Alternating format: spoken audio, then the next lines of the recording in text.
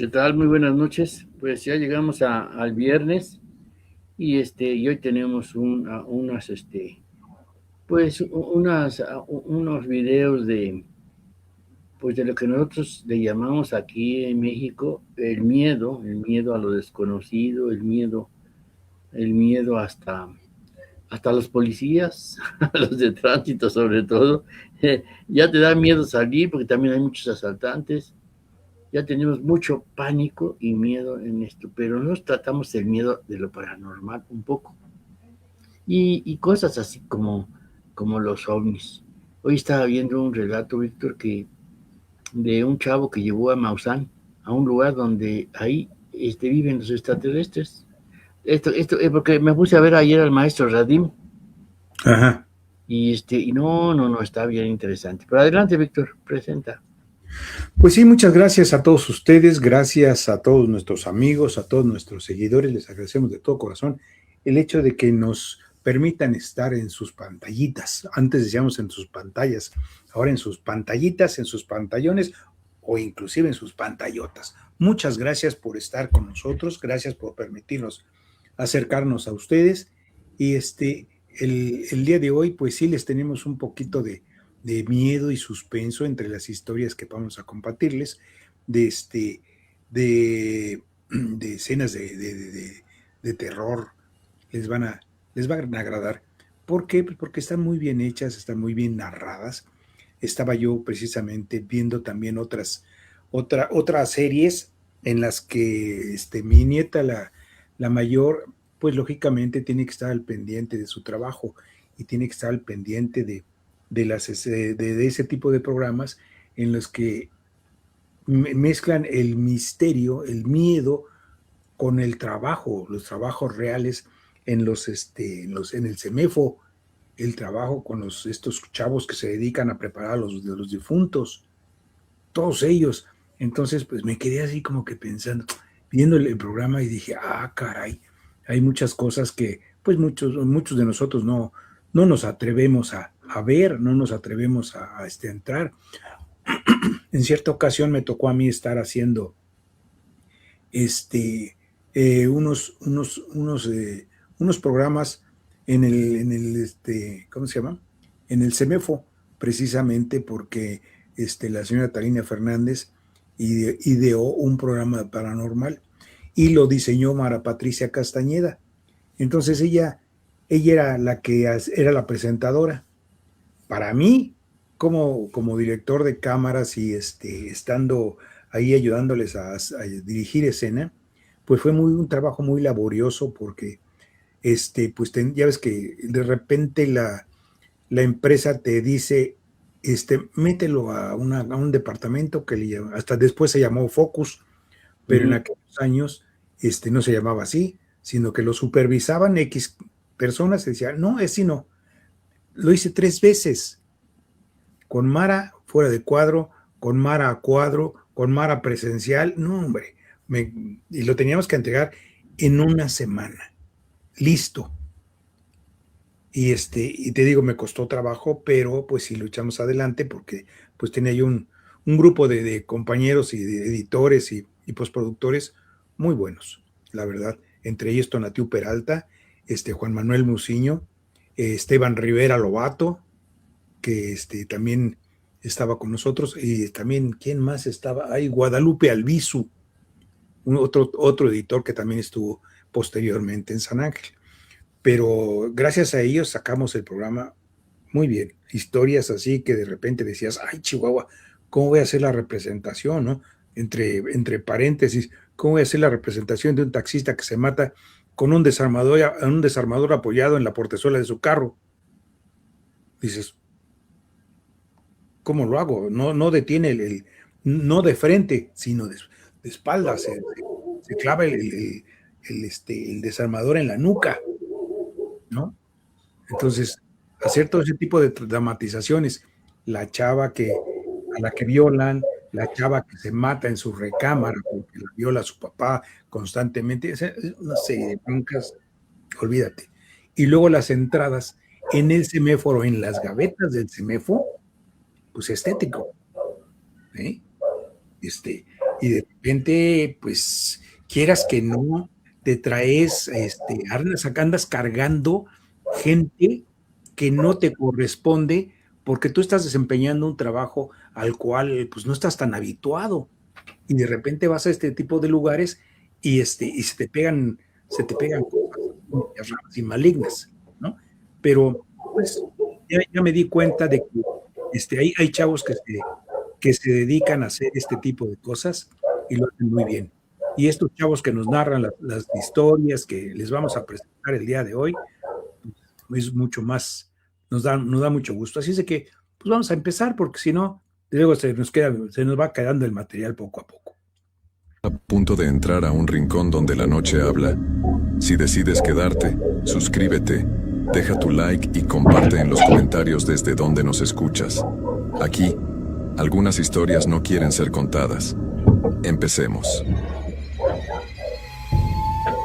Hay lugares en este mundo donde la línea entre lo que vemos y lo que no podemos explicar se vuelve tan delgada que casi desaparece. Sitios donde el silencio pesa más que cualquier ruido, donde cada sombra parece tener vida propia y donde el tiempo mismo se detiene.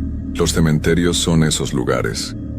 Pero lo más aterrador no es lo que sabemos que hay ahí, sino lo que descubrimos cuando nos quedamos solos con ellos en la oscuridad más profunda de la noche. Esta es la historia de un hombre que aprendió esa verdad de la forma más terrible posible, y cuya vida nunca volvió a ser la misma después de lo que vio. Me llamo Roberto Hernández Castillo y soy de Guadalajara, Jalisco.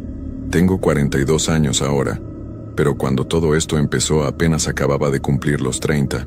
Nunca pensé que mi vida tomaría este rumbo, que terminaría contando esta historia que me ha perseguido durante más de una década. Hay noches en las que todavía no puedo dormir, en las que cierro los ojos y vuelvo a estar ahí, en ese lugar maldito. Todo comenzó en el año 2012. Yo acababa de perder mi trabajo en una fábrica de muebles que cerró por la crisis. Tenía 2 hijos pequeños y una esposa que dependían de mí. Los ahorros se estaban acabando y la desesperación empezaba a apoderarse de nuestra casa. Busqué trabajo por todos lados durante meses sin tener suerte. Las puertas se me cerraban una tras otra. Fue mi cuñado Javier quien me habló del trabajo. Él conocía al administrador del Panteón Municipal de San Pedro, un cementerio viejo en las afueras de la ciudad. Necesitaban un vigilante nocturno porque el anterior había renunciado de repente, sin dar explicaciones. El sueldo no era gran cosa, pero era mejor que nada, y en mi situación, no podía darme el lujo de ser exigente. Recuerdo perfectamente el día que fui a la entrevista. Era un martes de octubre, uno de esos días grises donde el cielo parece estar a punto de llorar, pero nunca lo hace. El señor Mauricio Ríos, el administrador, era un hombre mayor de unos 60 años, delgado y con una mirada que parecía estar siempre cansada. Me recibió en una oficina pequeña cerca de la entrada principal del cementerio. El trabajo es sencillo, me dijo mientras revisaba unos papeles sobre su escritorio lleno de polvo. Entras a las 10 de la noche y sales a las 6 de la mañana. Das 3 rondas completas durante tu turno, una cada 2 horas y media aproximadamente. El resto del tiempo te quedas en la caseta de vigilancia. Si ves algo extraño, como gente queriendo entrar a robar o vandalizar, llamas a la policía. Nada más. Le pregunté por qué el anterior vigilante se había ido tan de repente. El señor Mauricio desvió la mirada hacia la ventana que daba al cementerio. Se quedó callado por un momento que se sintió eterno.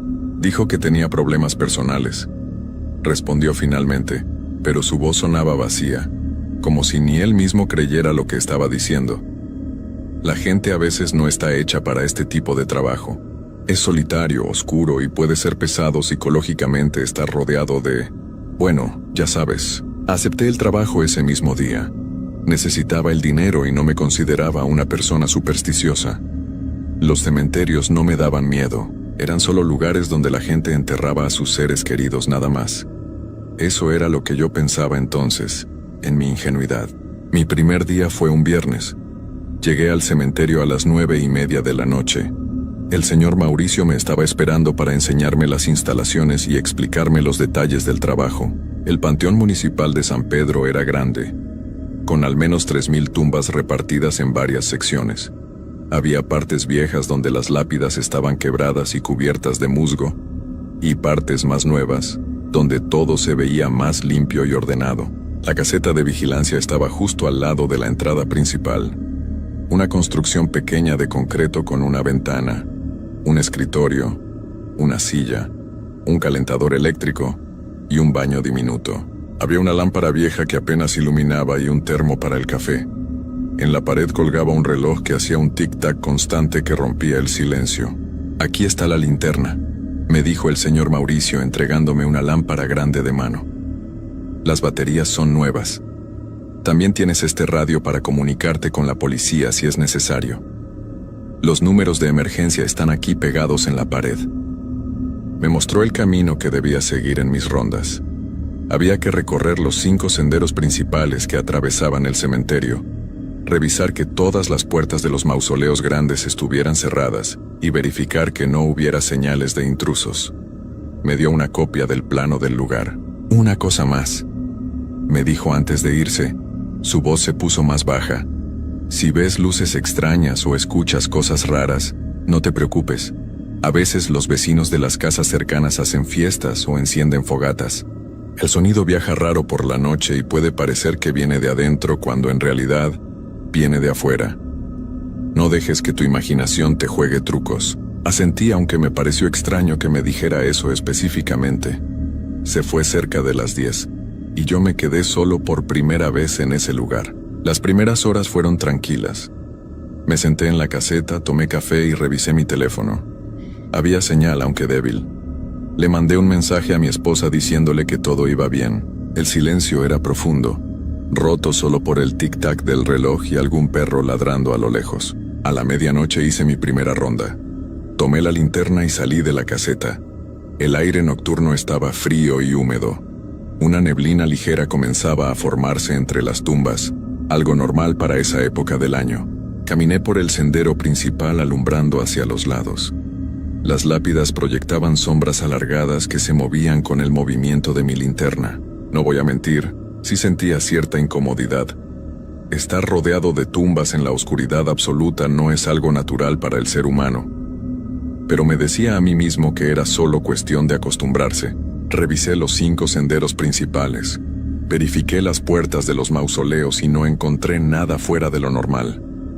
Todo estaba en orden. Regresé a la caseta como a las 12:30. Me serví más café y me puse a leer un periódico viejo que había en el escritorio. El tiempo pasaba lento. Cada minuto parecía durar una eternidad. Así es el trabajo nocturno. Te das cuenta de lo largo que puede ser el tiempo cuando no hay nada que hacer. Hice mi segunda ronda a las 2:30 de la mañana. La neblina se había hecho más espesa. Ya no se veían las casas que estaban del otro lado del muro perimetral del cementerio. Era como si el lugar estuviera aislado del resto del mundo, flotando en una dimensión propia. Mis pasos sonaban más fuertes sobre la grava del camino, resonando en el silencio. Fue en esa segunda ronda cuando algo me llamó la atención. Mientras caminaba por el tercer sendero, el que llevaba hacia la sección más vieja del cementerio, vi algo brillante en la distancia. Me detuve y enfoqué mi linterna hacia allá, pero el haz de luz no llegaba tan lejos. Parecía una luz tenue, como de una vela, pero naranja y parpadeante. Recordé lo que me había dicho el señor Mauricio sobre las luces de las casas vecinas. Seguramente era eso, me dije, pero la curiosidad pudo más que yo, y decidí acercarme a investigar. Dejé el sendero principal y caminé entre las tumbas hacia donde había visto la luz. La neblina hacía que todo se viera borroso y confuso. Cuando llegué al lugar, no había nada. La luz había desaparecido. Alumbré con mi linterna todo alrededor, pero solo vi tumbas viejas, algunas tan antiguas que ya no se podía leer lo que decían las lápidas. Me quedé ahí parado por un momento, sintiendo una extraña sensación en el estómago, como cuando sabes que algo no está bien pero no puedes explicar qué es exactamente. Regresé a la caseta un poco más inquieto. Me dije a mí mismo que había sido mi imaginación o un reflejo de mi propia linterna contra la neblina. Son cosas que pasan. Pero en el fondo, una parte de mí sabía que lo que había visto era real. El resto de la noche pasó sin más incidentes. Hice mi tercera ronda a las 5 de la mañana, cuando ya empezaba a amanecer. La luz del día que comenzaba a aparecer en el horizonte me tranquilizó enormemente. Es increíble cómo la luz cambia todo, cómo hace que las cosas que te asustaban en la oscuridad de repente parezcan tontas y sin importancia. Salí del trabajo a las 6 de la mañana cuando llegó el personal de mantenimiento. Le entregué el reporte de la noche al señor Mauricio, quien llegó poco después. No le mencioné nada sobre la luz que había visto. No quería que pensara que era de esos que se asustan fácilmente. Los siguientes días fueron similares. Llegaba a las 10 de la noche, hacía mis rondas, tomaba café y esperaba a que pasaran las horas. Algunas noches veía la misma luz extraña en diferentes partes del cementerio, siempre a la distancia, siempre desapareciendo cuando me acercaba. Empecé a pensar que tal vez el señor Mauricio tenía razón, y eran luces de las casas vecinas jugándome trucos por la neblina y la oscuridad, pero todo cambió la noche del día 15. Era un martes. Recuerdo perfectamente porque era el día en que mi hijo menor cumplía años, y yo me sentía mal por tener que ir a trabajar en lugar de estar en casa con él. Llegué al cementerio con ese sentimiento de culpa que todos los padres conocemos cuando no podemos estar presentes en momentos importantes. Esa noche el aire se sentía diferente, más pesado, más denso. Había una sensación extraña que no puedo describir con exactitud, como si algo estuviera a punto de pasar. El cielo estaba completamente negro, sin estrellas, y la luna apenas se asomaba entre las nubes gruesas que se movían lentamente. Hice mi primera ronda a la medianoche como siempre. Todo parecía normal hasta que llegué al cuarto sendero, el que lleva hacia la sección donde están enterradas las personas más antiguas del cementerio, algunas tumbas de hace más de 100 años. Fue ahí donde lo vi claramente por primera vez. Sobre una tumba vieja, a unos 30 metros de donde yo estaba, había una llama. No era una luz como las que había visto antes, era fuego real, una llama azulada y naranja que danzaba sobre la lápida como si estuviera viva. No había nada alrededor que pudiera estar quemándose, ninguna vela, ninguna ofrenda. Solo esa llama flotando en el aire justo encima de la tumba. Me quedé paralizado. El corazón me empezó a latir tan fuerte que podía sentirlo en los oídos. Todas las explicaciones racionales que me había dado durante días se desmoronaron en ese instante. Esto no era un reflejo, no era una luz de las casas vecinas. Esto era algo que no tenía explicación. La llama se mantuvo ahí durante unos 10 segundos, moviéndose suavemente como si bailara. Después, sin ninguna razón, se elevó un poco en el aire y se apagó de golpe, dejando solo oscuridad. No hubo humo, no quedó ninguna marca, simplemente desapareció. Me acerqué a la tumba con las piernas temblando. Alumbré con mi linterna la lápida y leí el nombre: Dolores Méndez Ruiz, 1897-1932. Una mujer que había estado enterrada ahí por 80 años. La piedra estaba fría cuando la toqué. No había señal de que algo se hubiera quemado ahí. Nada. Regresé casi corriendo a la caseta. Me serví café, pero mis manos temblaban tanto que derramé la mitad. Intenté calmarme, pensar con lógica. Tal vez había sido gas del suelo, metano o algo así que se había encendido por alguna razón. Había escuchado historias de eso, de gases que salen de la tierra en los cementerios y pueden provocar fuegos. Me aferré a esa explicación aunque en el fondo sabía que no tenía sentido. No le dije nada al señor Mauricio la mañana siguiente. No quería que pensara que estaba loco o que iba a renunciar. Necesitaba ese trabajo. Pero durante todo el día no pude sacarme de la cabeza lo que había visto. La imagen de esa llama bailando sobre la tumba me perseguía. Esa noche, cuando regresé al trabajo, estaba aterrado. Consideré seriamente no entrar, dar media vuelta e irme a casa. Pero pensé en mis hijos, en las cuentas que teníamos que pagar, en que no podía darme el lujo de perder otro empleo. Así que respiré profundo y entré. La noche empezó normal. Hice mi primera ronda y no vi nada extraño. Empecé a relajarme un poco pensando que tal vez lo de la noche anterior había sido un suceso único. Pero estaba equivocado. Muy equivocado. A las 2 de la mañana, mientras estaba en la caseta tomando café, escuché un sonido. Era como un susurro, muy bajo, apenas perceptible. Al principio pensé que era el viento, pero el aire estaba completamente quieto esa noche. El susurro continuaba, constante, y parecía venir de afuera de la caseta. Me levanté y salí. El susurro se hizo un poco más fuerte. Era como si muchas voces hablaran al mismo tiempo en un volumen muy bajo, todas mezcladas entre sí de tal forma que no se podía entender lo que decían. El sonido venía de adentro del cementerio, de la dirección de la sección vieja. Tomé mi linterna y caminé hacia allá. Con cada paso que daba, el susurro se hacía más intenso. Mi instinto me gritaba que regresara, que me metiera a la caseta y no saliera hasta que amaneciera, pero algo me empujaba a seguir. Necesitaba saber qué era. Cuando llegué a la sección vieja, lo que vi me dejó sin aliento. Había no una sino 5 llamas flotando sobre diferentes tumbas, todas del mismo color azulado y naranja, todas danzando con ese movimiento hipnótico. Las llamas estaban distribuidas en un patrón que parecía formar un círculo irregular, pero lo peor no eran las llamas. Lo peor era que el susurro ahora era clarísimo, y podía entender que no eran palabras en español. Era algo más antiguo, algo que sonaba como un idioma que nunca había escuchado, y las voces, esas voces múltiples que se superponían unas con otras, sonaban desesperadas, como si estuvieran rogando o lamentándose. Di un paso atrás sin querer y pisé una rama seca que crujió fuertemente.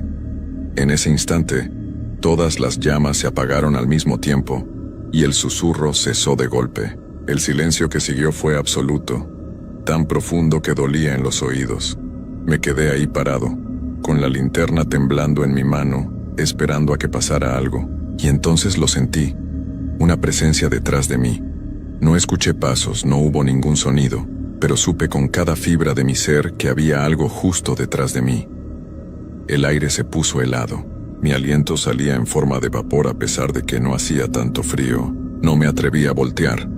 Cada instinto de supervivencia en mi cuerpo me decía que no mirara, que no confirmara lo que sabía que estaba ahí. Cerré los ojos y empecé a caminar hacia adelante, despacio al principio y luego más rápido, hasta que terminé corriendo de regreso a la caseta. Me encerré adentro y cerré la puerta con llave. Me senté en la silla temblando de pies a cabeza, con el corazón latiendo tan rápido que pensé que me daría un infarto. No sé cuánto tiempo estuve así, tal vez 1 hora, tal vez más. Solo sé que no volví a salir en toda la noche.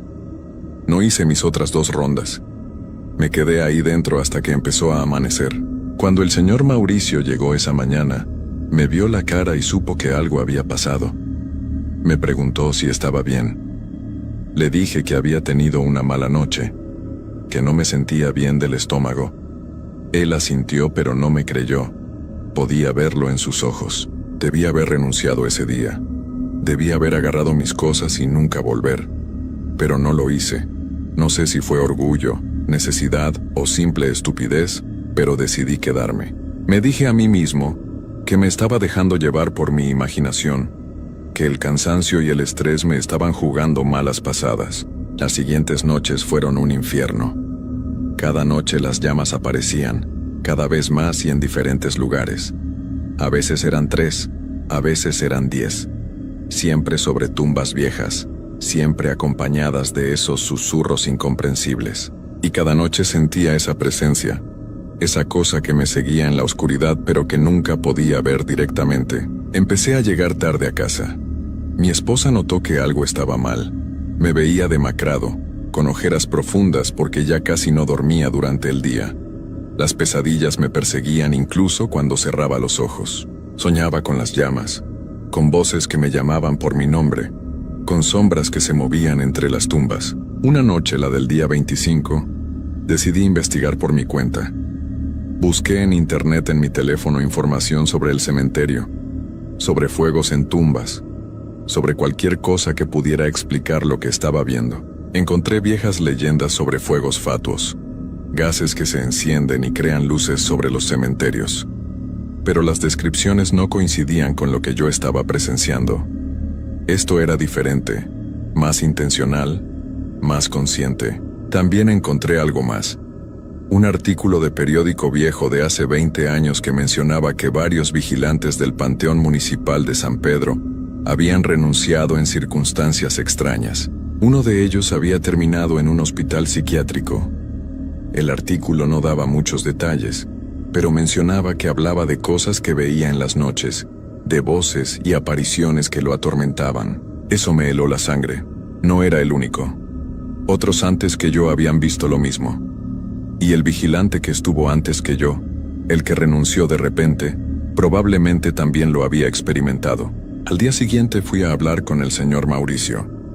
Le pregunté directamente sobre el vigilante anterior, sobre por qué realmente se había ido. Él se puso muy serio y cerró la puerta de su oficina.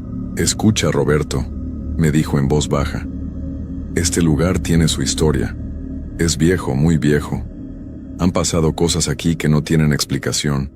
Yo mismo he visto cosas cuando tengo que quedarme tarde. Las luces, los sonidos. Pero necesitamos a alguien que haga ese trabajo. No puedo decirle a la gente que el cementerio está, bueno, que tiene algo raro. Perderíamos todo». Le pregunté por qué no cerraban el cementerio de noche entonces. ¿Por qué necesitaban un vigilante? Me explicó que era por regulaciones, que la ley requería que hubiera alguien ahí por seguridad. También me dijo que si yo renunciaba, entendería perfectamente. No me juzgaría, pero entonces agregó algo que me convenció de quedarme, algo que ahora sé que fue un error terrible. Me dijo que me aumentaría el sueldo al doble si me quedaba. Duplicaría mi pago. Con ese dinero podría poner al corriente todas las deudas. Podría darle una mejor vida a mi familia. Acepté. Dios me perdone, acepté. Las semanas siguientes fueron las peores de mi vida. Las llamas aparecían cada noche sin falta. Los susurros se hicieron más fuertes, más insistentes. Y empecé a ver cosas además de las llamas. Sombras que se movían entre las tumbas. Figuras que caminaban por los senderos y desaparecían cuando les alumbraba con la linterna. Una vez vi lo que parecía ser una mujer de blanco de pie junto a un mausoleo, completamente inmóvil, mirando en mi dirección. Cuando parpadeé, ya no estaba. Dejé de dormir casi por completo. Tomaba pastillas para mantenerme despierto durante la noche, porque tenía miedo de quedarme dormido en la caseta. Mi esposa amenazó con dejarme si no dejaba ese trabajo. Podía ver lo que me estaba haciendo, cómo me estaba destruyendo poco a poco, pero yo seguía pensando en el dinero, en que solo necesitaba aguantar un poco más, juntar suficiente para ponernos a flote y entonces podría irme. Qué estúpido fui, qué increíblemente estúpido. La noche del día 4 de diciembre fue cuando todo llegó a su punto máximo. Había una tormenta acercándose. El viento soplaba fuerte y el cielo se iluminaba con relámpagos a la distancia. Llegué al trabajo sintiendo una opresión en el pecho que no me dejaba respirar bien. Esa noche, durante mi primera ronda a medianoche, vi más llamas que nunca antes.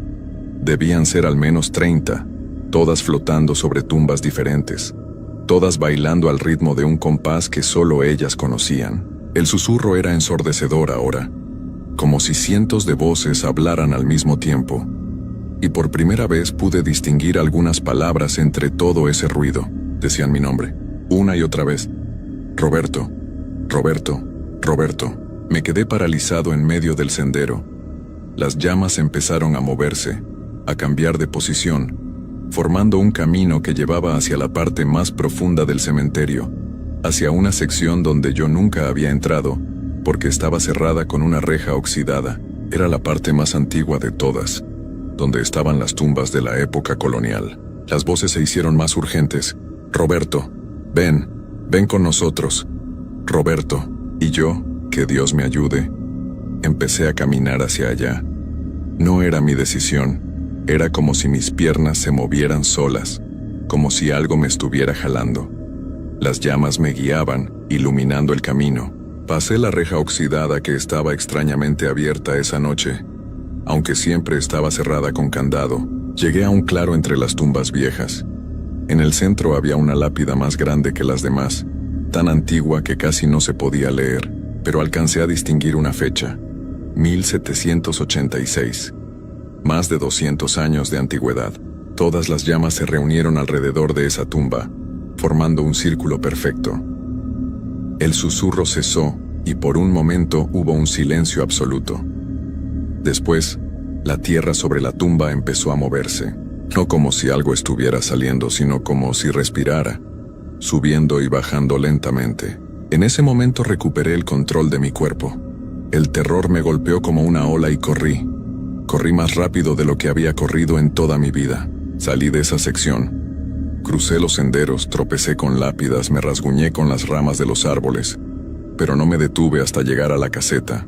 Me encerré adentro y llamé al señor Mauricio. Eran las 2 de la mañana, pero no me importó. Le dije que renunciaba, que no me importaba el dinero, que me iba en ese mismo instante. Él intentó calmarme. Me dijo que esperara hasta que amaneciera, que no podía dejar el puesto así como así. Pero yo ya estaba recogiendo mis cosas. Abrí la puerta de la caseta para salir corriendo hacia la entrada principal, y entonces lo vi. Ahí, parado justo frente a mí, bloqueando mi camino, había alguien. No era una sombra. No era una figura borrosa. Era un hombre o lo que quedaba de uno. Su piel estaba gris y arrugada. Sus ojos eran 2 huecos negros, y vestía ropas viejas que parecían de hace siglos. Me miraba fijamente sin parpadear, sin moverse. Abrió la boca y de ella salió ese susurro. Pero esta vez podía entender perfectamente cada palabra. «No puedes irte», dijo con una voz que sonaba como tierra cayendo sobre madera. «Ahora nos perteneces, como todos los que vinieron antes». Intenté gritar, pero no me salió ningún sonido. La figura dio un paso hacia mí, y yo retrocedí de vuelta a la caseta, cerrando la puerta de golpe. Me quedé ahí dentro, acurrucado en una esquina, llorando y temblando, hasta que llegó el amanecer. Cuando salió el sol, la figura había desaparecido. El señor Mauricio llegó y me encontró en ese estado.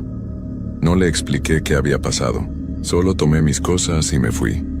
Renuncié ahí mismo, sin dar aviso, sin importarme si me pagaban lo que me debían o no. Pero aquí viene lo peor de todo, lo que hace que esta historia no tenga esperanza alguna. Pensé que al irme del cementerio todo terminaría. Pensé que podría regresar a mi vida normal y olvidar todo lo que había visto. Pero estaba equivocado. Las cosas me siguieron a casa. Empecé a ver las llamas también ahí, flotando en las esquinas de mi habitación en la noche. Los susurros me perseguían donde quiera que iba. Cuando caminaba por la calle, a veces veía esa figura entre la gente, siempre observándome, siempre siguiéndome. Mi familia notó el cambio en mí. Mi esposa se asustó cuando me despertaba en las noches gritando. Mis hijos me preguntaban por qué estaba tan triste todo el tiempo. Busqué ayuda con doctores, con psicólogos, con sacerdotes. Nadie podía hacer nada. Algunos me recetaron pastillas, otros me dijeron que todo estaba en mi cabeza. Pero yo sabía la verdad. Había algo en ese cementerio, algo antiguo y terrible, y había despertado a lo que fuera eso. Y ahora me había marcado. Era como si hubiera firmado un contrato sin saberlo cuando acepté ese trabajo. Intenté volver a conseguir trabajo normal, pero no podía mantener ningún empleo. Las visiones, los susurros, todo me perseguía constantemente. Mi esposa finalmente se fue y se llevó a los niños. No la culpo. Yo también me habría ido si pudiera escapar de mí mismo. Ahora vivo solo en un departamento pequeño. Sobrevivo con trabajos ocasionales, lo que pueda conseguir. Cada noche es una tortura. Las llamas aparecen, los susurros continúan, y esa figura, ese hombre que no debería estar vivo, a veces está parado en mi puerta cuando me despierto en la madrugada. He investigado todo lo que he podido sobre el Panteón Municipal de San Pedro. Descubrí que fue construido sobre un cementerio mucho más antiguo, uno que usaban desde la época colonial, y antes de eso, según algunos registros que encontré, era un lugar donde los pueblos originarios realizaban ceremonias para honrar a sus muertos. Hay algo enterrado ahí, algo que lleva siglos despertando cada noche, alimentándose de quienes se atreven a estar cerca. Los vigilantes que pasaron antes que yo, todos terminaron igual. Algunos enloquecieron, otros simplemente desaparecieron. Todos fueron marcados de alguna manera. He pensado en volver al cementerio, en enfrentar lo que sea que haya ahí. Pero sé que si lo hago no saldré vivo, o peor aún, me quedaré ahí para siempre, convertido en una de esas figuras que caminan entre las tumbas, susurrando nombres de personas que aún no saben que ya les pertenecen. Así que continúo viviendo esta vida a medias, atrapado entre el mundo de los vivos y algo más oscuro.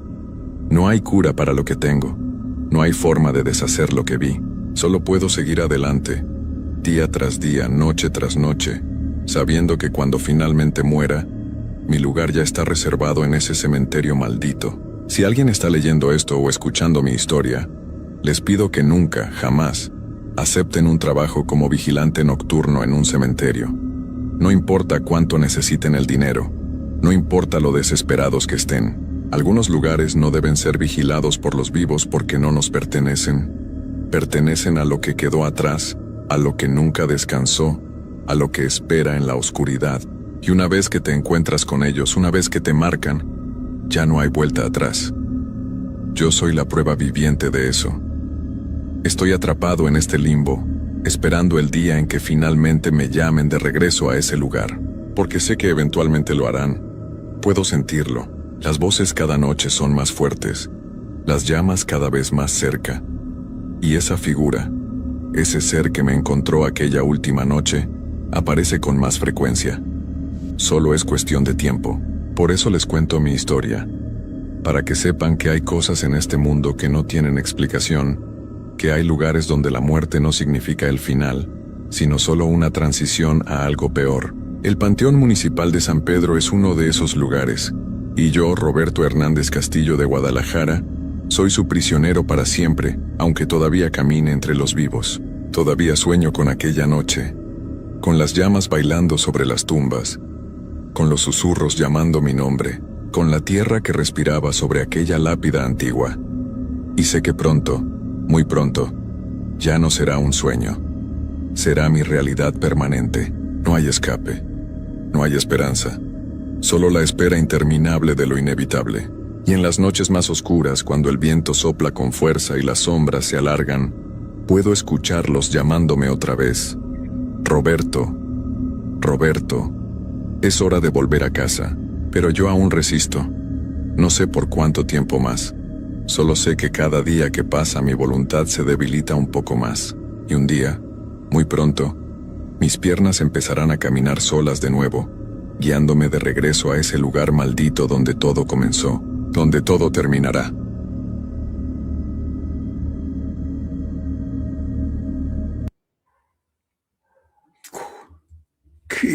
Qué historia, chico.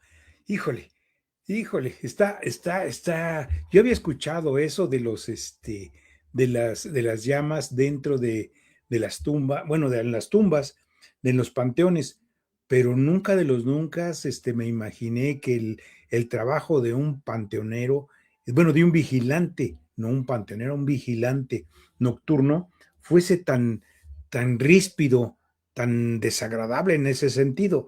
Y otra de las cosas también, el hecho de que el panteón se haya construido sobre otro panteón ha de tener un significado muy fuerte, ¿no? Porque, ¿cómo construyes un lugar de muertos sobre muertos, ¿no?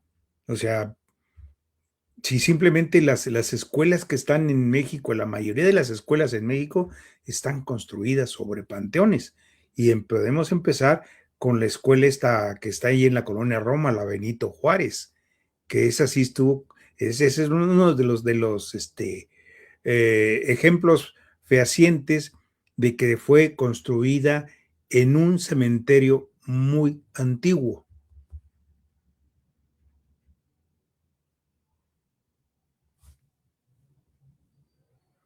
Tienes clausurado tu micrófono. Una disculpa, pero es que estaba el perro aquí, ladrando. Me lo sacan a las 8 y ya no, ya no me deja trabajar. Bueno, a gusto. Pero pues que es un perro, ladra, pues, ¿cómo lo callo? No, sí, mira, antes los panteones estaban en los atrios de las iglesias. Pero, pues, mira, aquí se trata, creo que de gases que despiden las tumbas.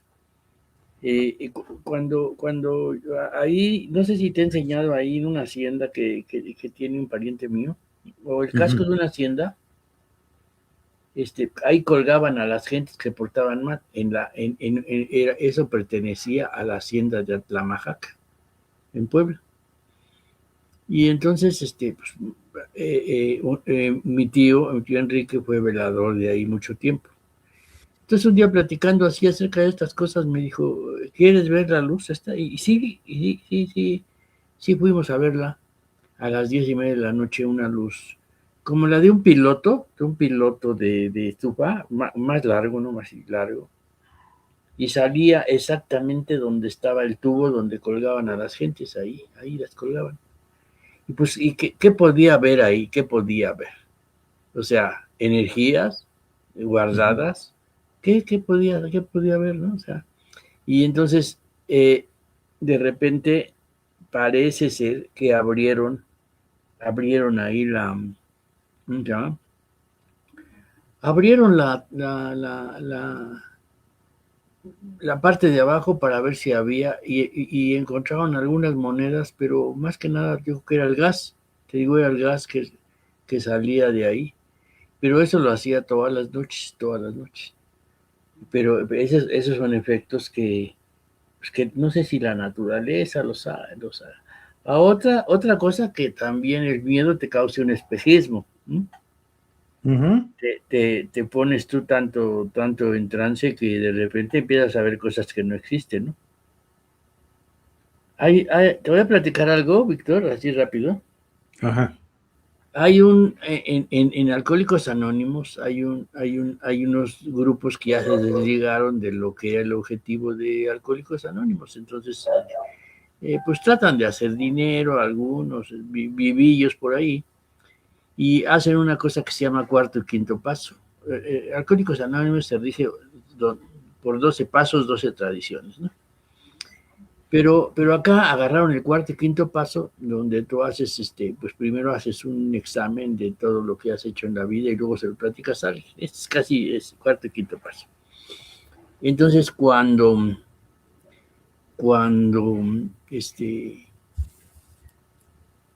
cuando se los llevan el viernes a estas haciendas,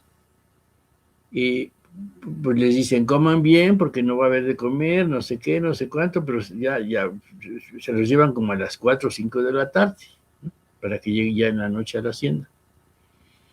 Y entonces llegan ya con hambre y les dan un vasito chiquito de atole con medio tamal o medio pan.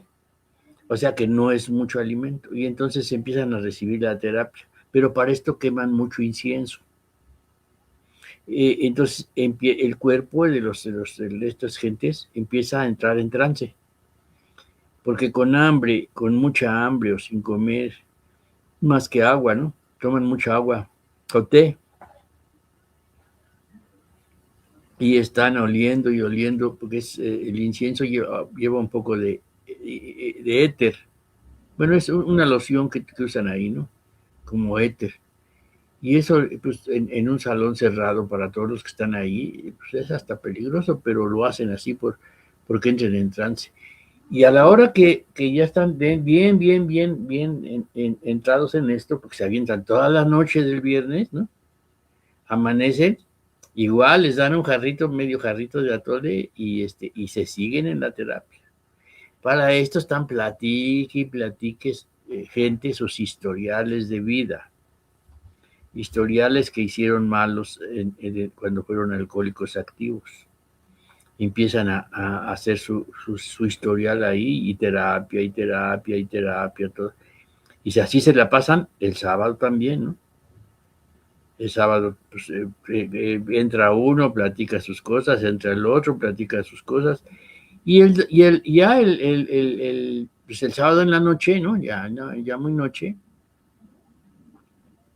les dicen que van a tener un despertar espiritual, y ahí es donde entra esa cosa que te digo, tan hambreadísimos, ¿no? Con tantos olores y tantas cosas, y entonces les dicen que van a ver a Dios en esa hacienda, pues son haciendas de hace de hace cientos de años, ¿no?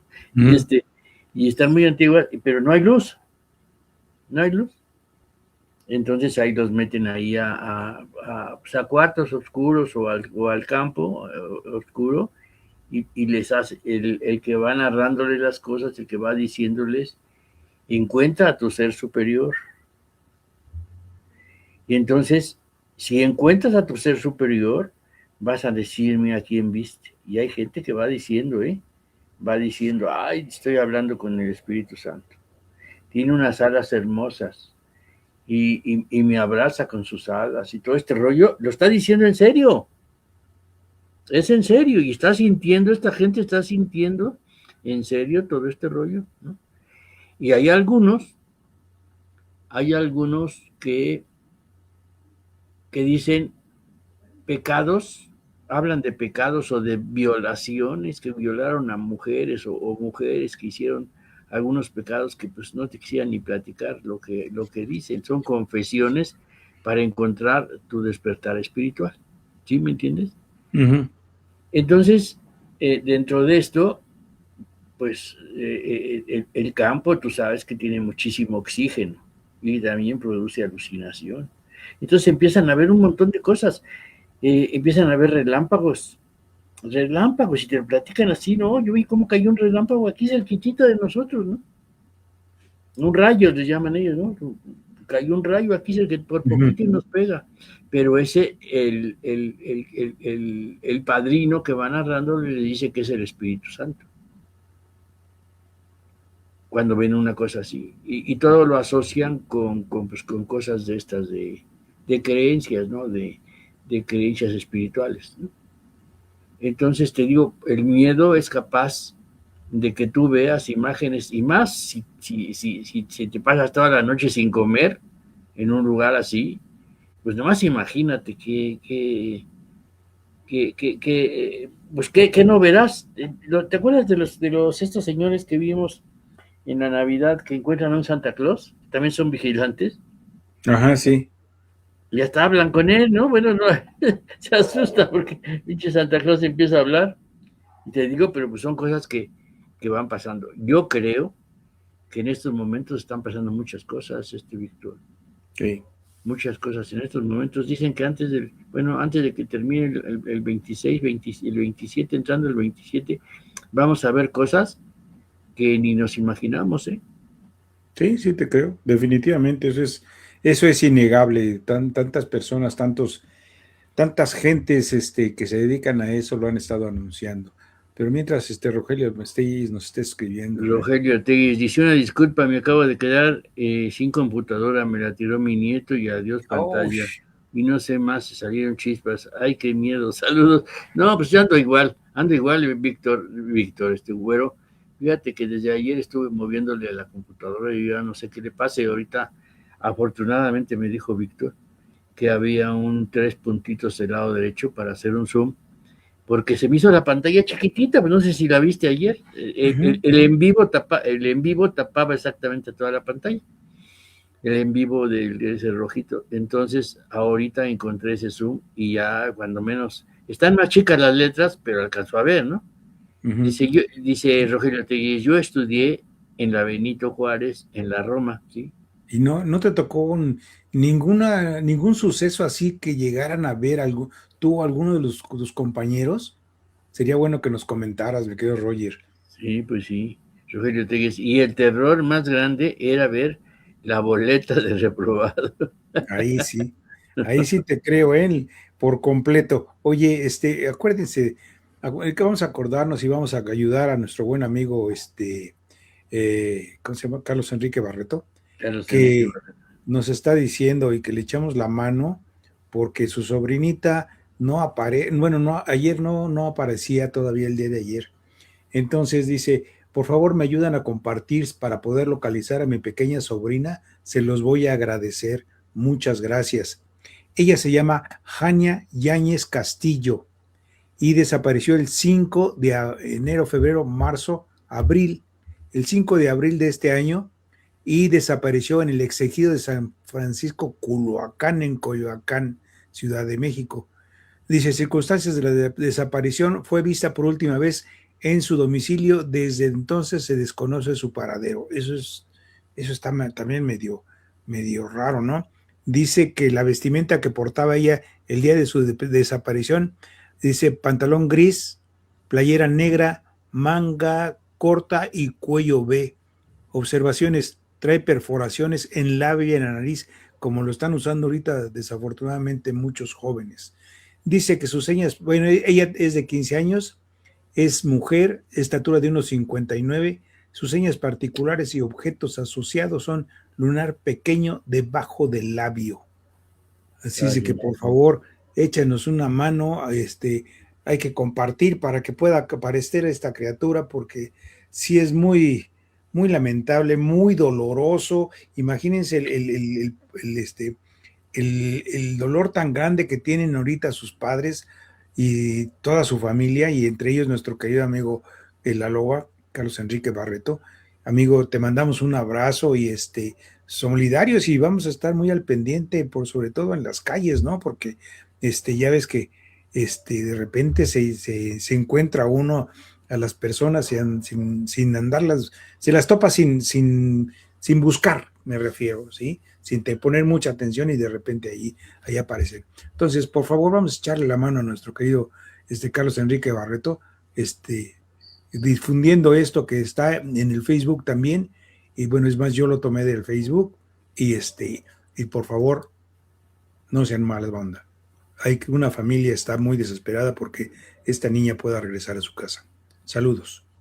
Sí, pues vivía aquí cerca de la casa, de esta su casa. Yo vivo aquí también, nada más que yo vivo en la sección 6, ¿no? Pero pues aquí andamos todos los días en la calle. Si vemos algo, pues, híjole, es que de verdad se ha soltado aquí, y ya se había calmado un poco. Pero por ejemplo, ayer salí un rato, y no me vas a creer, Víctor, venía un tipo ahogado de borracho en una camioneta con otro, tomándose una botella de tequila, ¿no? Y la camioneta, pues no iba tan rápido, iba lenta, ¿no? Pero imagínate este tipo, ¿no? Que va hasta el gorro con el otro, ¿no? Y pasa una chava y adiós, no, así, y ya sabrás, ¿no? Y, y un gritadero ahí yo dije, híjole, no manches, no puede ser. ¿Por qué otra vez nos tocó estar aquí aquí ya se había calmado, ¿eh? Aquí es muy normal que se había calmado todo este rollo. Ahora han agarrado los chamacos de aquí de bachilleres, toda esta calle, para venirse a drogar. Ya cualquiera fuma marihuana, Víctor. Cualquiera trae su coca. Esto está mal, está mal. Los papás, híjole, yo no quiero decirles ya nada, porque de verdad tienen mucha culpa los papás, tienen que estar al cuidado de sus hijos.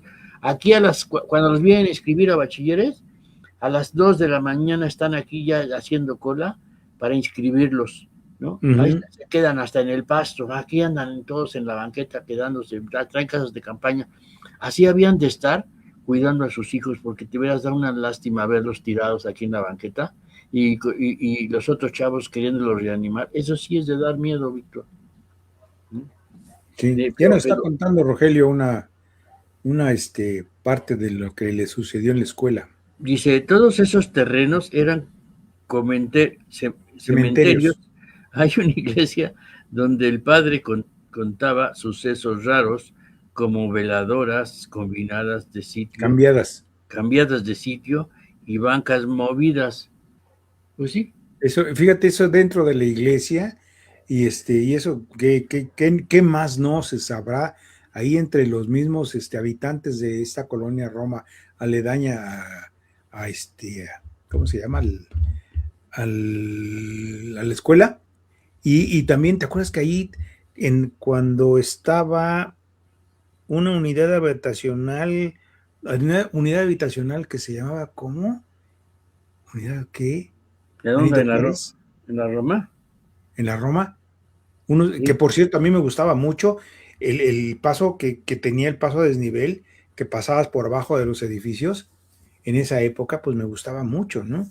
Y y era muy, muy padre. Lástima que pues por circunstancias, yo creo que porque no estudiaron bien los terrenos, o veto a saber, no construyeron bien, veto a saber, la verdad, ¿para qué empiezo a opinar cosas que no conozco?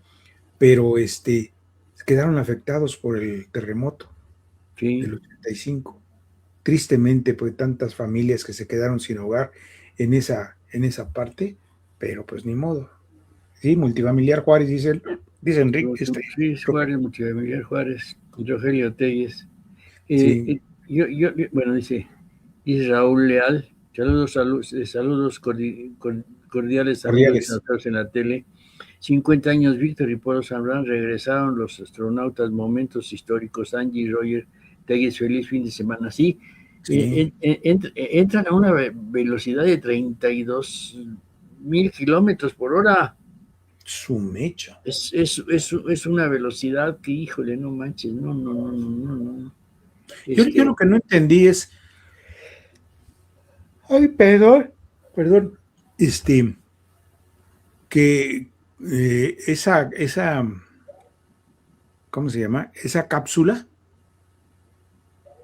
me hizo recordar mucho en los primeros amarizajes con los astronautas de los 70s, 80s, más o menos, ¿no? Todavía los rusos así le hacen, ¿eh? Uh-huh. Amarizajes. Acabo de ver uno hace como una semana que pues igual fueron a los barcos a rescatarlos al mar, ¿no? Uh-huh. Uh-huh. No, pues está cambiando muchas cosas. Lo que sí no sé, y sí quisiera preguntar a la gente, ¿a qué fueron los astronautas? ¿Cuál era la intención real? Sí, porque nada más fueron a observar la luna por el lado oscuro, creo, ¿no? Ya que nos empiezan a platicar, a ver qué vieron y todo este rollo, porque híjole, no, está canijo. Dice, fueron a ver a las nachas a la luna, ¿sí? Sí, pero qué impresionante, ¿no? De que le empiezan a dar la vuelta a la luna y se ve muy claramente todos los cráteres y todo cómo está la luna, la superficie lunar, y después cuando empiezan a entrar a la zona que nosotros no vemos, a la zona oscura, fuera, cero comunicación. Sí, pues es lo que te digo. ¿Qué vieron los astronautas ahí? Eso es lo que a mí me estará gustando, estar al pendiente de saber qué fue lo que dicen los astronautas que vieron ahí en la parte de atrás de la luna, porque pues digamos que si fue de día, si fue de noche, no sé, esa es otra de las cosas. Si para esa parte de la luna, cuando la luna no aparece en el cielo de nuestro continente, ¿cómo se ve en la parte de atrás? ¿No se verá nada? ¿O se verán la superficie lunar? ¿Quién sabe? Pues es que, ¿te acuerdas de Armstrong que dijo? Que empezó a narrar, de que decía que había visto algo súper espectacular y cortaron hasta el audio cuando fueron al viaje a la luna, ¿no? Uh-huh. Mucha gente dice que ese viaje no existió. Yo digo que sí, pero bueno, yo qué chingados tengo de científico. Yo una calculadora científica sabe mucho más que yo. Y además te da miedo a la altura. No, como de veras ahorita me acordé de la científica que dice que el incendio se generó por altas temperaturas. Dije, no, se ha de haber generado por las bajas temperaturas. Mejor la siguiente historia, ya nos olvidamos de ese detalle. Mi nombre es Marcos y he trabajado como cajero en un Oxxo por más de 3 años. Al principio, todo era tranquilo, rutinario, casi monótono. La tienda estaba llena de clientes comunes, buscando lo de siempre: refrescos, cigarros, chicles. Pero hace unos meses, algo comenzó a cambiar. Algo que no podía explicar y que me persigue hasta hoy. Una noche, como muchas otras, me encontraba en el turno de las 10 p.m. a 6 a.m. La tienda estaba vacía, como de costumbre a esa hora.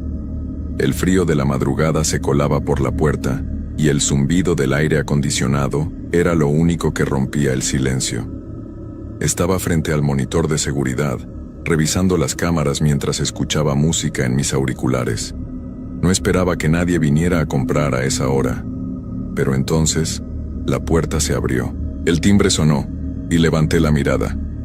Un hombre entró a la tienda, alto, de cabello largo y oscuro, vestido con una chaqueta negra. Su rostro estaba cubierto por una máscara, algo que me pareció raro, pero no inusual.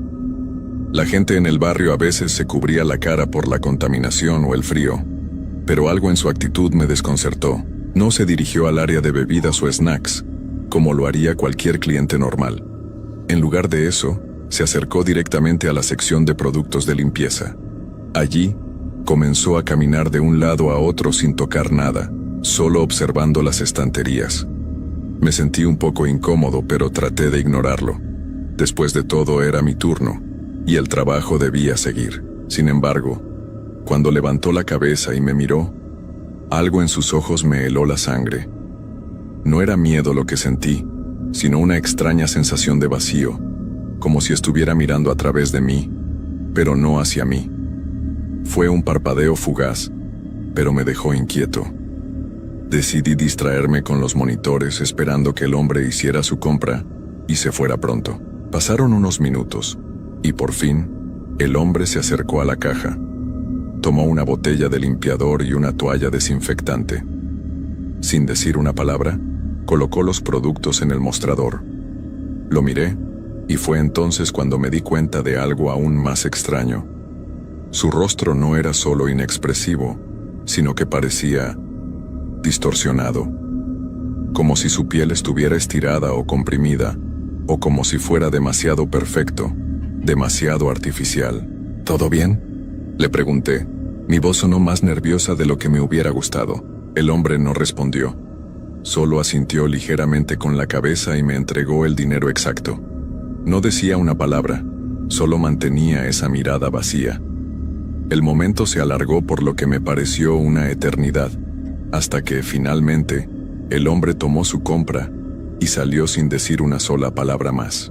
Respiré aliviado cuando la puerta se cerró detrás de él y el timbre sonó de nuevo. Pensé que tal vez era solo mi mente jugando trucos. Después de todo, eran horas muy tardías y el cansancio podía hacerme ver cosas extrañas. Sin embargo, algo en el aire me decía que no había sido normal. Decidí ignorarlo y seguir con mi turno, pero esa noche, las cosas no terminaron allí. Poco después de que el hombre se fuera, un grupo de 3 personas entró al Oxxo. No los vi llegar. Fue como si simplemente aparecieran de la nada. Eran jóvenes, pero de una manera extraña, no parecían ser de la zona. Su ropa era demasiado moderna, casi futurista, con prendas oscuras y ojos que no reflejaban la luz de manera natural.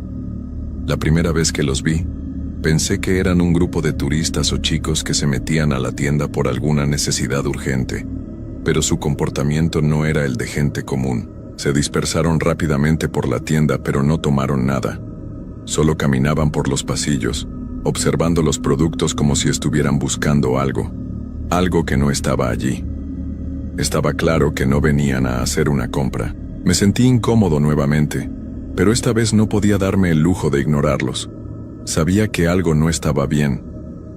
Cuando el grupo de 3 pasó cerca del mostrador, uno de ellos, una chica con una chaqueta verde fosforescente, se detuvo frente a mí. Sus ojos eran grandes, más de lo normal, y su mirada fija me hizo estremecer. ¿Tienes algo especial?, preguntó en un susurro que no podía entender del todo. No era una pregunta común. ¿Perdón?, respondí, incapaz de ocultar mi confusión. Algo que no esté en las estanterías, insistió con la misma voz suave y grave. Miré alrededor, pero no entendía lo que quería decir. La tienda estaba llena de productos como siempre. No había nada especial. Al ver que no respondía, la chica me sonrió, pero no era una sonrisa amistosa. Era fría, distante, como si estuviera escondiendo algo detrás de su expresión. Justo en ese momento, uno de los chicos del grupo se acercó. Llevaba gafas oscuras y su mirada no paraba de moverse, como si buscara algo más, algo que no estaba visible. Su comportamiento me empezó a poner nervioso. Solo Una botella de agua, dijo, rompiendo el extraño silencio. Y fue lo único que compraron. Un agua. Pagué rápidamente, evitando hacerles más preguntas. El grupo salió sin decir palabra, sin hacer ruido, dejando la tienda en el mismo silencio opresivo. No entendía qué acababa de suceder, pero algo me decía que esa no era una visita normal. Algo estaba mal. Las horas pasaron lentamente, y la quietud se apoderó nuevamente de la tienda. A medida que la madrugada avanzaba, me sentí más y más desconectado de todo lo que ocurría a mi alrededor.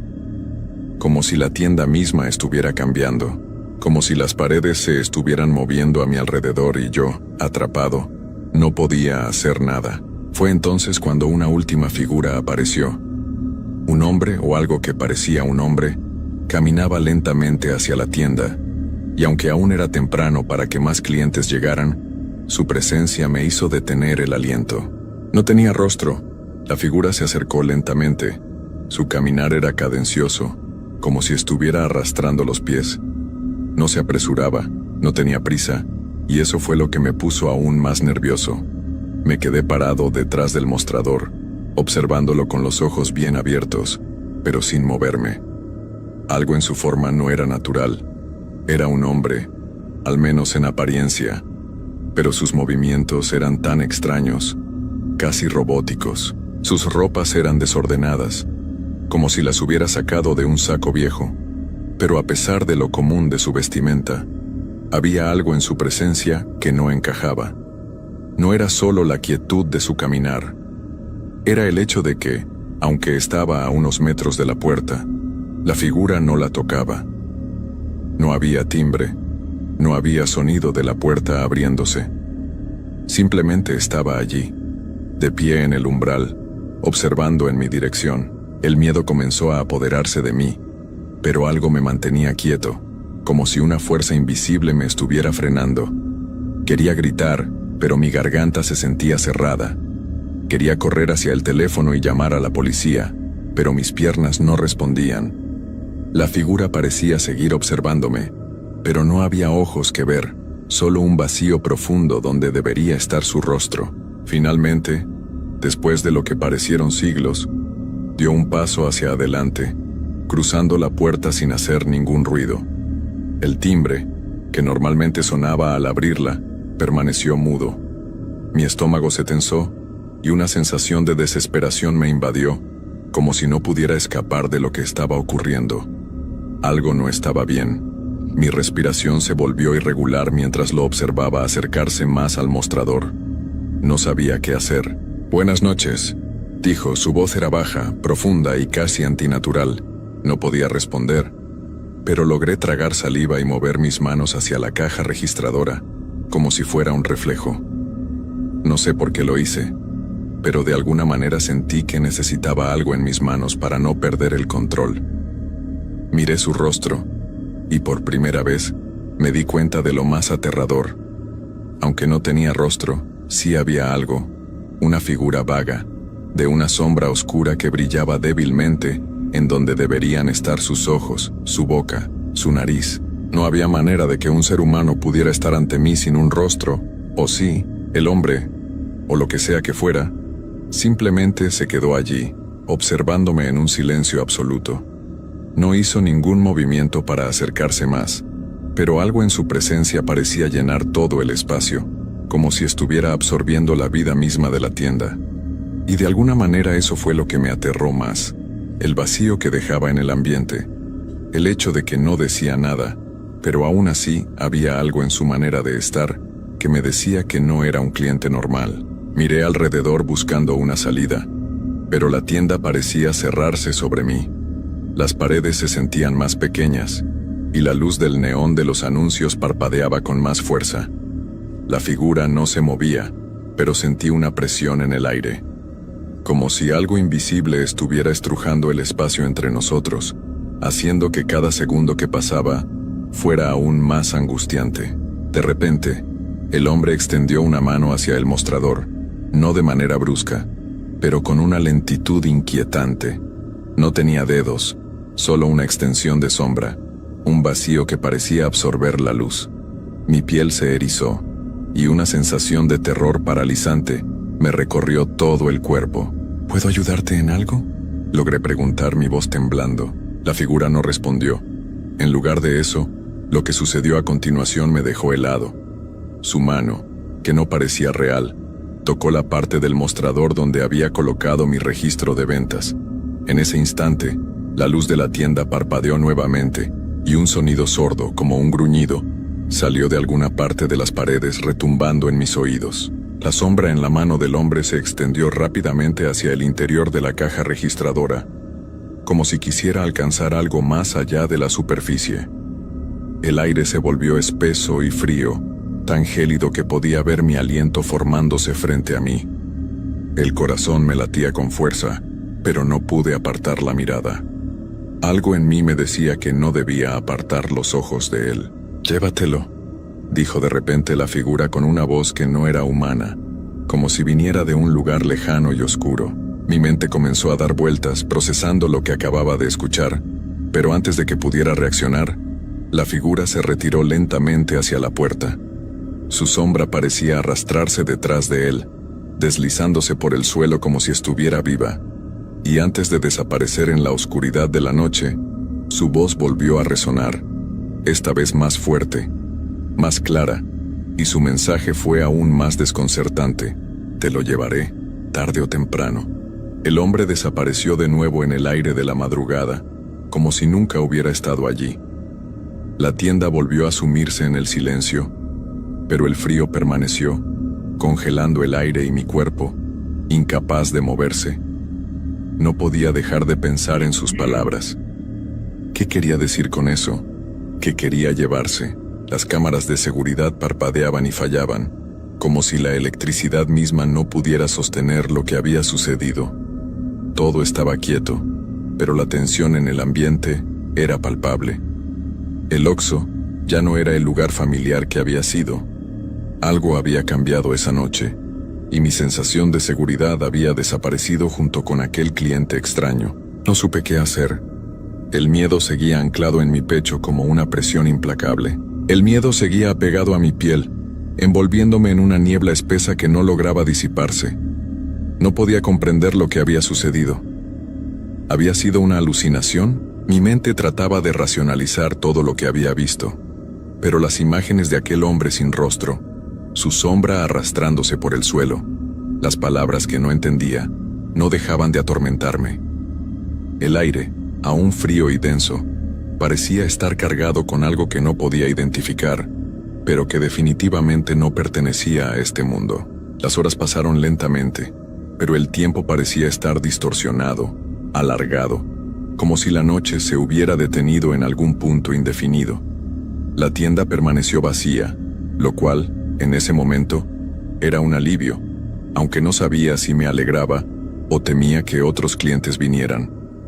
Había algo en mí que no quería enfrentar a nadie más esa noche, pero también sabía que no podía quedarme allí en el silencio, atrapado en mis pensamientos.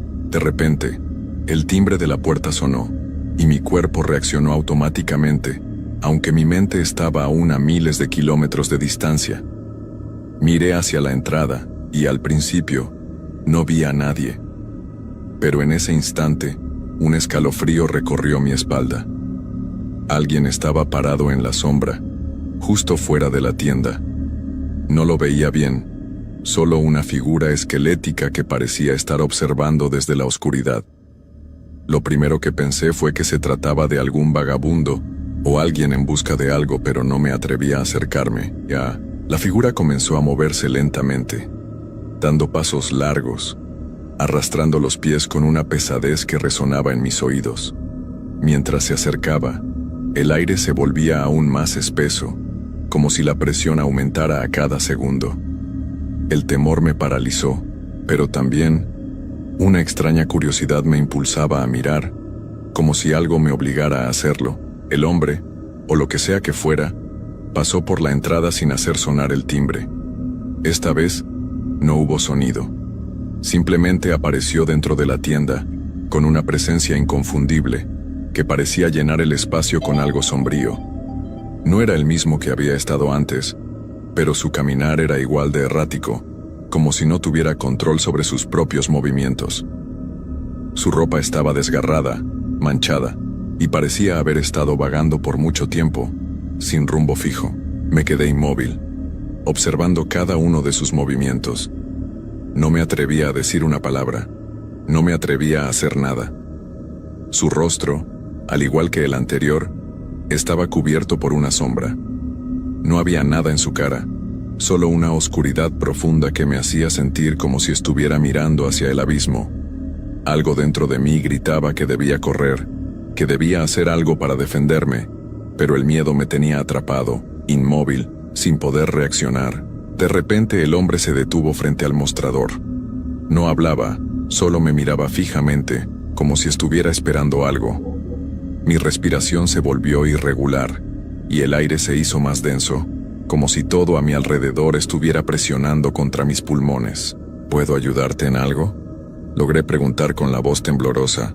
Mi tono fue más una súplica que una pregunta.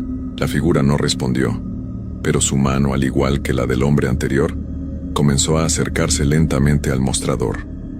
Vi cómo sus dedos, al principio torpes, comenzaron a estirarse hacia mí, pero lo que me hizo retroceder fue lo que sucedió a continuación.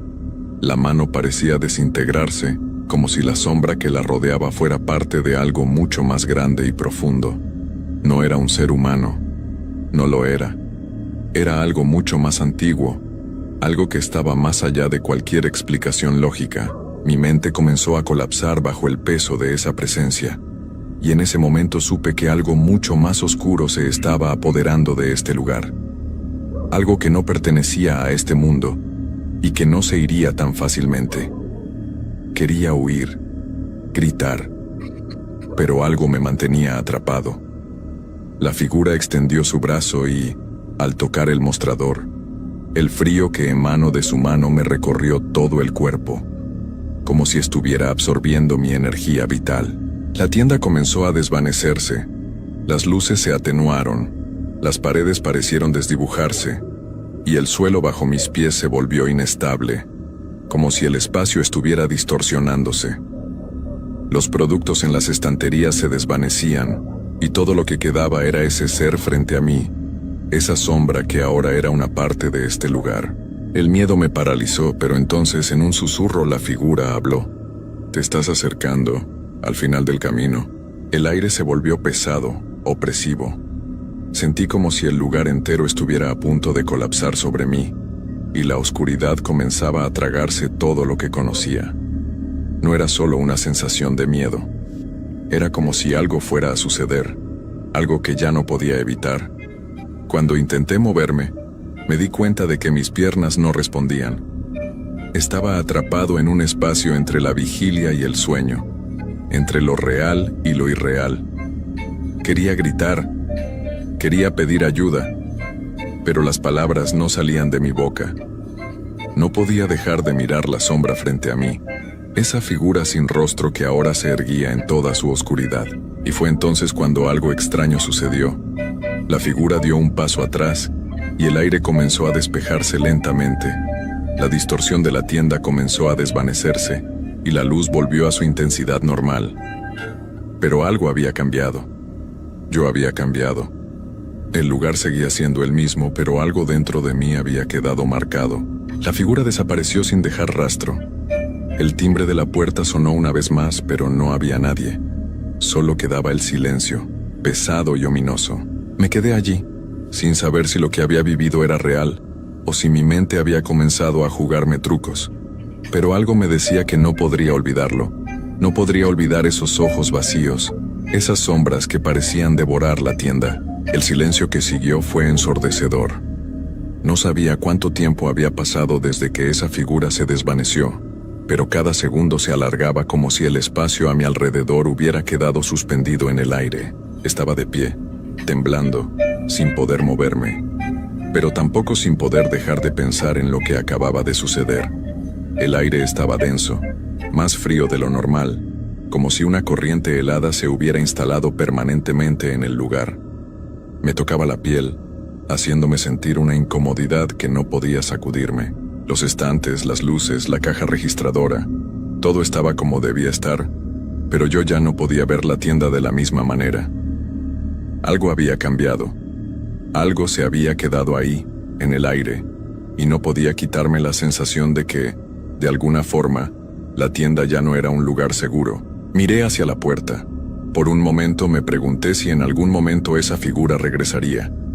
Pensé que quizá había sido una alucinación, una pesadilla de la que aún no lograba despertar, pero cada rincón del Oxxo parecía estar susurrando su presencia, como si el lugar mismo estuviera empapado de lo que había ocurrido.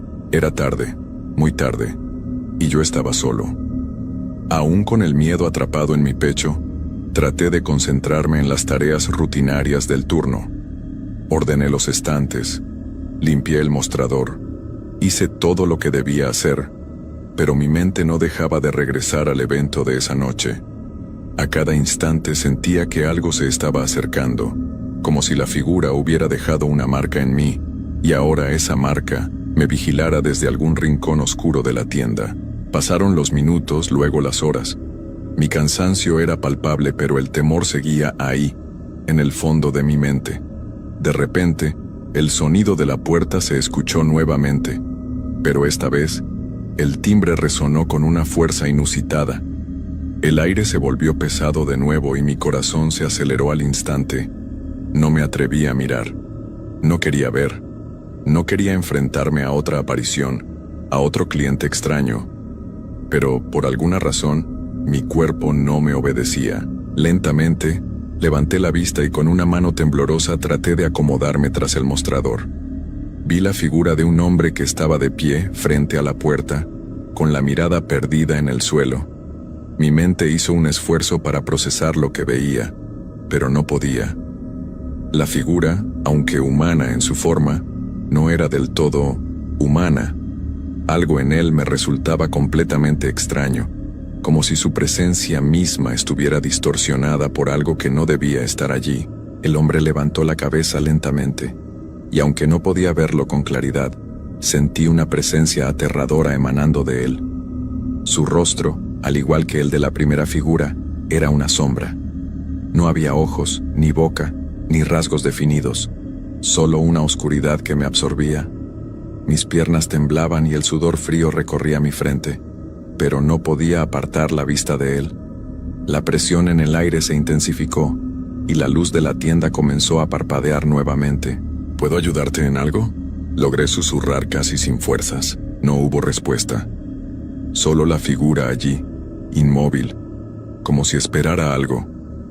La atmósfera se volvió aún más densa, y el reloj de la tienda marcaba la hora en que todo se sentía fuera de lugar. La sensación de que el tiempo no avanzaba era abrumadora. Finalmente, después de lo que parecieron horas, la figura se giró lentamente y comenzó a caminar hacia la salida. Pero esta vez, algo era diferente. En su andar había una especie de satisfacción, como si lo que quería hubiera sido logrado. Cuando cruzó la puerta, un aire gélido recorrió todo el lugar, y el timbre, en su último sonido, sonó más fuerte que nunca. La tienda quedó nuevamente en silencio, pero el miedo no desapareció. Ahora sabía que no se trataba solo de un cliente extraño o de una serie de alucinaciones.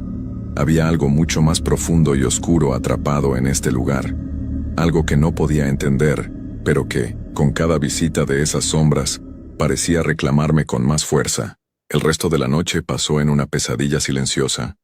Nadie más entró a la tienda, pero la sensación de que algo me observaba nunca se desvaneció. La oscuridad afuera se tragó el pequeño resplandor de las luces, y yo seguía allí, atrapado en ese ciclo de miedo que ya no podía escapar. Nunca más he trabajado en esa tienda. Nunca más he vuelto a estar solo en ese Oxxo. Pero a veces, cuando cierro los ojos por la noche, puedo sentir esa presión en el aire, y las sombras vuelven a invadir mi mente. Algo sigue esperando, y sé que tarde o temprano volverá.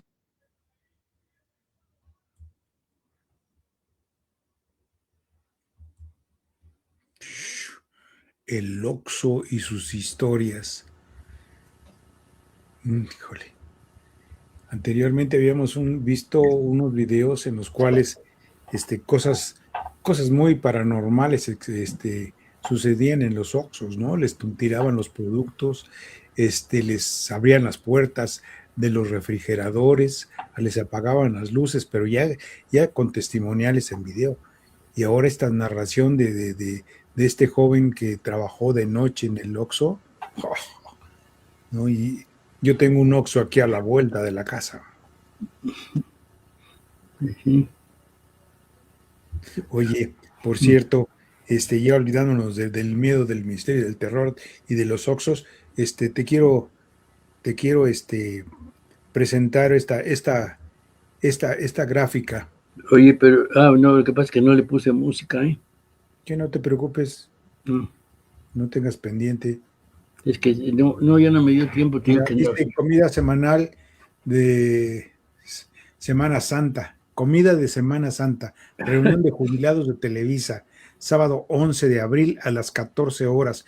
No sean mentirosos, abren a las 2:30, ¿A 2:30. dónde? O sea, ya los citan temprano para que lleguen 2 horas después. Dice que ya no se alcanza a distinguir abajo. Música en viva, confirmen su asistencia. Y son los compañeros de San Ángel. Estoy viendo en la fotografía montaje de puros compañeros de San Ángel ahí en esta fecha, el 11 de abril. Entonces están ustedes los que quieran asistir a la bella Cuba, dice Polo. Uh-huh. Ahí se encuentran. ¿Sale? Sí, puros chavos de San Ángel. Pues vamos a ver si, aunque sea un rato, pero ya, híjole, ya, de verdad que me da miedo salir. Eso sí me da miedo salir. Uh-huh. La neta, ya no sabes qué hacer. Pero bueno, pues